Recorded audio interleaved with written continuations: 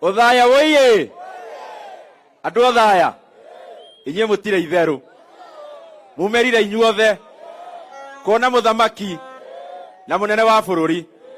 Rais wetu asanti sana, na pia uniruhusu niambie hawa watu wa Othaya asanti.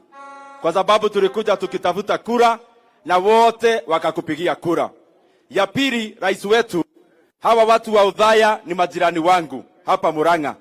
Na mimi nakushukuru sana. Watu wa Othaya mjue, rais wetu ametupea pesa ya kutosha.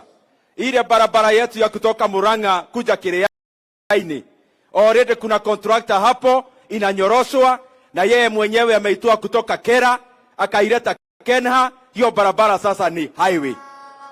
Nimwanyita bareo. Ya pili, hawa watu wanasema maneno ya dialogue.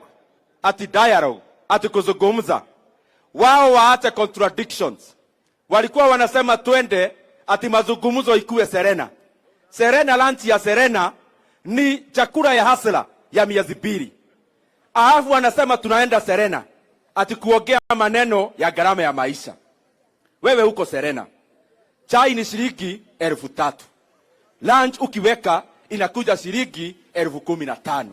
Lunch ya mtu moja. Na unasema unaongea maneno ya gharama ya maisha. We do not want those kind of contradictions. Kama iko mazungumzo, waende pale bunge, kuna hall hailipishwi, waongee hapo. Lakini mimi nikiulizwa kwa roho yangu, ndimwirema andu Othaya, nie kone nitirorio ngoro-ini yakwa, ona miario yo tutigane nayo. Munataka tuzungumuze hata tuachane nayo? Mazungumuzo ama tuachane nayo? Mazungumuzo ama barabara?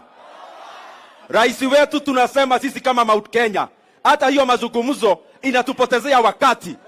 Tuachane nayo, tujenge barabara, turinde kahawa, turinde majani na ile maneno ingine yote. Hao wote waongee na waongee wakitaka. Asanteni na Ngai amurathime. Wacha nimuite